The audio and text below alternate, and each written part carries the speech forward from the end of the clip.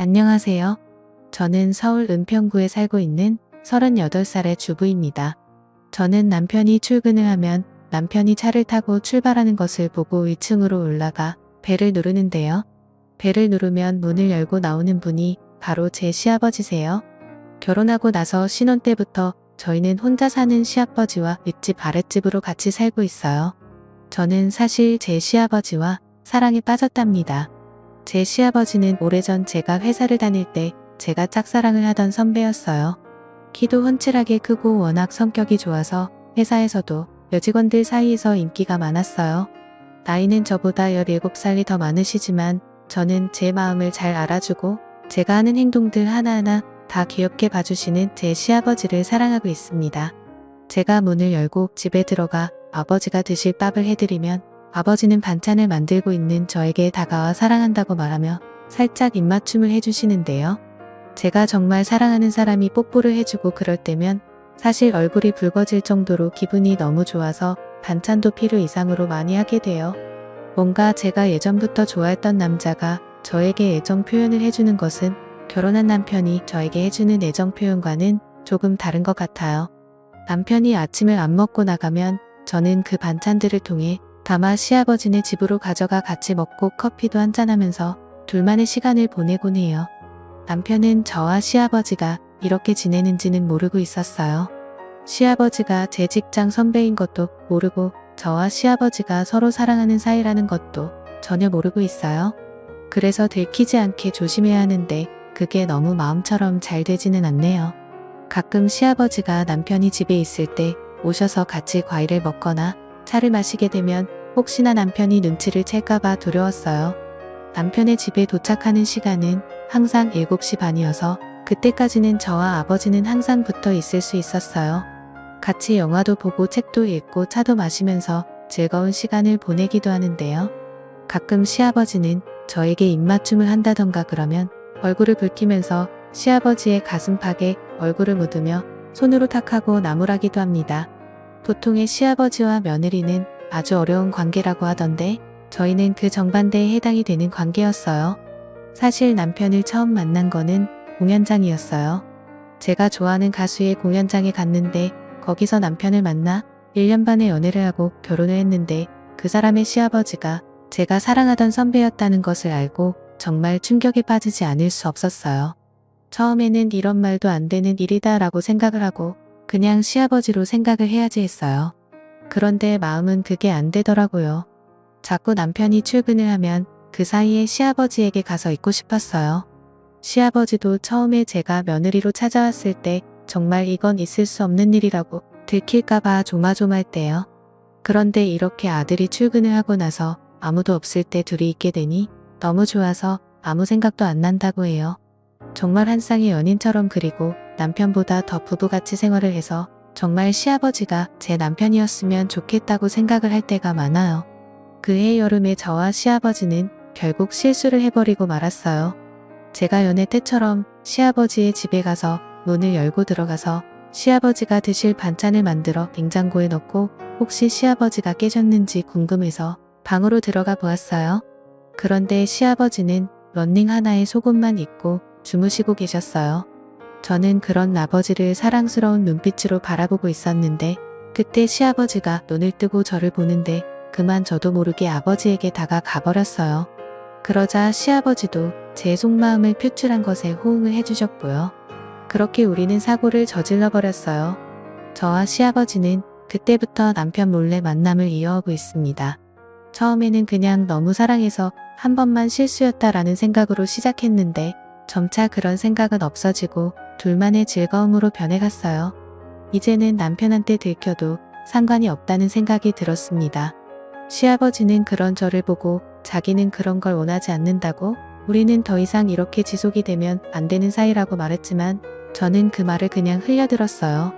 저는 시아버지와 팔짱을 끼며 하고 싶은 것들을 했어요.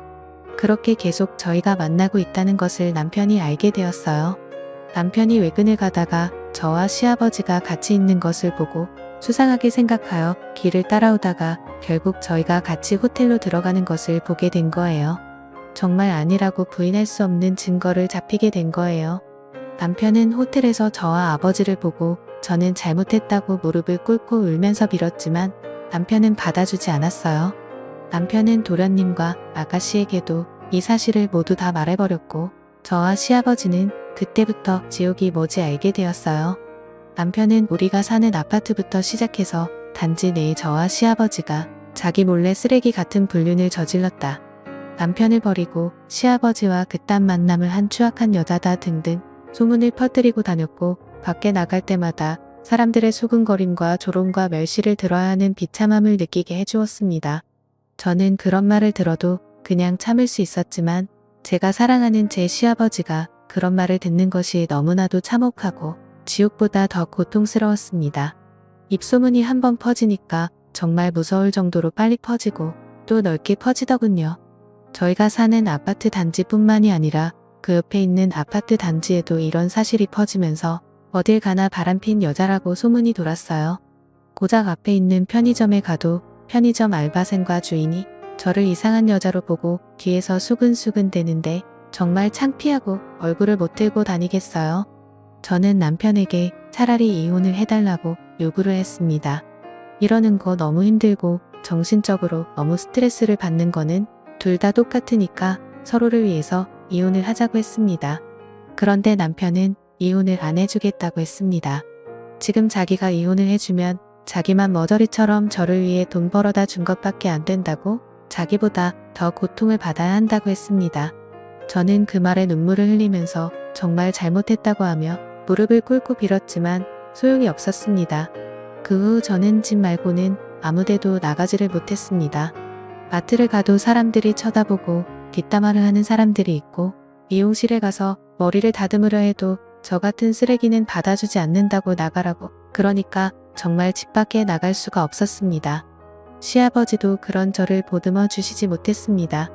이미 소문이 나서 자기도 저를 보살펴 줄 처지가 안 되고 지금도 저랑 같이 있게 되면 자신도 아들에게 쫓겨나게 생겼기 때문입니다. 시아버지는 저에게 문자로 더 이상 자신의 집으로 오지 않는 것이 저에게 좋다고 말하자 저는 그런 시아버지에게 너무 배신감을 느끼고 자기를 버렸다는 생각에 눈물이 났습니다. 집에서 혼자 소파에 앉아 하루 종일 울다가 지쳐 잠들었다가 남편이 집에 들어오는 소리있겠지만 경멸스럽다는 눈빛의 남편을 보고는 저도 아무 말 못하고 그의 내몰찬 행동을 받아줄 수밖에 없었습니다. 특히 제 핸드폰으로 아가씨와 도련님이 전화를 해서 어떻게 자신의 형이자 오빠를 버리고 그것도 자기 아버지랑 그렇고 그런 짓을 할 수가 있냐고 미친 거냐고 그러는데 정말 죽어버리고 싶었어요. 아가씨는 제가 처음에 시집 올 때부터 이런 여자라는 사실을 알고 있었다는 등 언젠가는 이런 일이 일어날 줄 알았는데 그게 자기 아버지와 일어날 줄은 정말 꿈에도 생각 못했다고 하면서 저에게 말씀을 하셨어요. 저는 아무 말 못하고 그저 듣기만 하고 잘못했다고 말밖에 할 수 없었습니다. 남편이 시아버지에게 소리를 지르며 엄마한테 부끄럽지도 않냐고 하는데 시아버지도 아들에게 자기가 벌써 마누라를 보낸 지 11년이 되었다고 하면서 자신도 외로웠고 오래전에 같은 회사를 다녔던 제가 좋아져서 잠깐 실수를 했다고 그렇게 싸우는데 저는 거실에서 둘의 싸움을 지켜볼 수밖에 없었습니다. 제가 지금 둘 사이에 끼어서 어느 쪽도 편을 들 수 없었고 오히려 더 안 좋게 될 수도 있었기 때문입니다. 저는 이러한 상황을 더 이상 지켜볼 수가 없어서 이곳을 떠나기로 했습니다. 남편은 이혼을 안 해주고 제가 바람핀 대가를 치르게 해주겠다고 했으나 저는 결국 그 대가를 다 받지 못하고 저 혼자 살겠다고 새벽에 남편이 자고 있는 사이에 집을 나와 예전에 친구와 살았던 곳이 혼으로 들어갔습니다.